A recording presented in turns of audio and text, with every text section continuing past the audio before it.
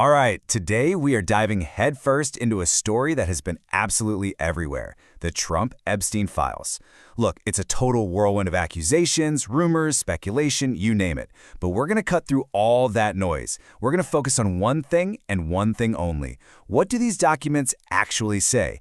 And maybe even more importantly, what could they be hiding?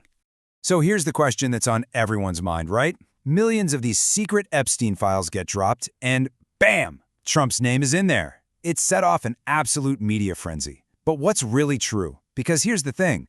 Just seeing a name on a piece of paper, that's not the whole story. Not by a long shot. The real trick is trying to figure out what's fact and what's just fiction inside this massive mountain of documents. So let's get into it.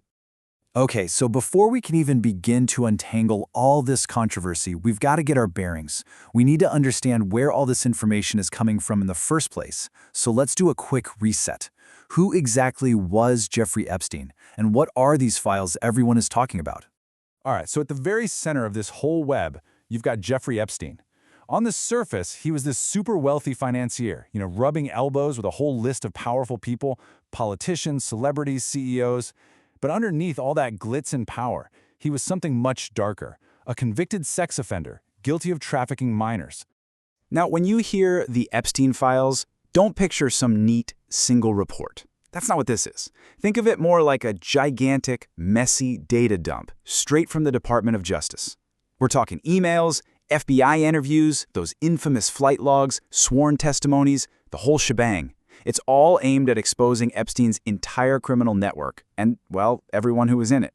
And just to give you a sense of the scale here, it is absolutely staggering. We're talking about more than 3.5 million pages of documents. Let that sink in. It is a literal mountain of information, and that right there is what makes finding any single clear answer incredibly, incredibly difficult. Okay, so with that background, let's get to the part of the story that's been plastered all over the headlines, the connection between these files and former President Donald Trump. So let's start with what is not in dispute. This is a fact. Donald Trump and Jeffrey Epstein knew each other. They ran in the same social circles in places like New York and Florida, mostly back in the 90s and the early 2000s. This isn't speculation. Their social connection is well documented. But, and this is so important, this is where we have to draw a really critical line. Just because someone's name shows up in these files, that does not equal guilt. It's just not the same thing. A lot of these mentions are just social references, or someone mentioning a name in passing during an interview. It's a huge distinction we have to keep in mind as we go forward. And that brings us right to the heart of the matter, really. We have to separate the allegations from the actual hard evidence. In a case as messy and complicated as this one, it's pretty much the only way we're going to find any kind of clarity. So let's break this down. On one side, you have the allegation. Buried deep in these files, there's an uncorroborated claim of abuse that involves Trump, supposedly from the 1980s. Now, that word uncorroborated is key. It means it's a claim that investigators just haven't been able to prove. Then, on the other side, you have the official finding. And to date, no investigation has found any confirmed evidence that links Trump to Epstein's actual crimes. In fact, the Department of Justice has even called some of these claims unfounded. So here's what we've got. An unproven allegation, which, for his part, Donald Trump has always strongly and consistently denied. But what makes this whole thing so murky and difficult to resolve is the fact that the evidence we have, well, it feels incomplete. And that leads us right into this whole other controversy about documents that are either missing or being deliberately hidden from all of us. And this is where the story takes a really fascinating twist. Because it turns out the biggest scandal here might not be about whose name is in the files, but about the files themselves and what might be missing from them.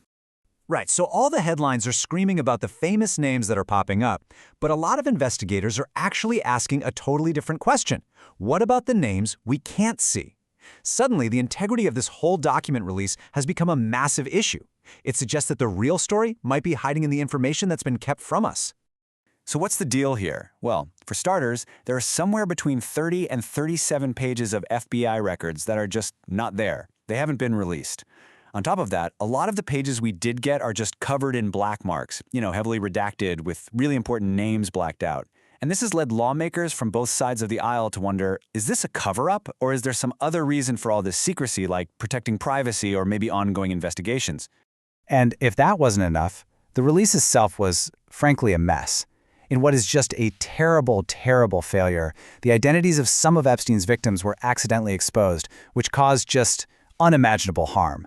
The whole process was handled so badly that it's drawn really sharp criticism from both Democrats and Republicans, who have pretty much universally called the DOJ's release botched. Okay, so after wading through all the allegations, the mystery of the missing files, and all the political fallout, let's just take a breath and summarize what we actually for sure know right now. So here's the bottom line. On one side, here's what is proven. We know for a fact that Epstein ran a huge trafficking network. We know that many powerful people were connected to him, and we know the release of these documents was a chaotic mess. But then you look at the other side. What's still unproven or incomplete? That's a big list. The guilt of every single person named in those files? Not proven. The full, complete scope of his network? We don't know, thanks to all those redactions.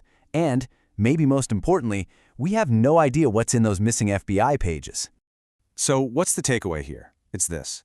Anyone who tells you they have the complete, final truth about the Epstein case, they're getting way ahead of the facts.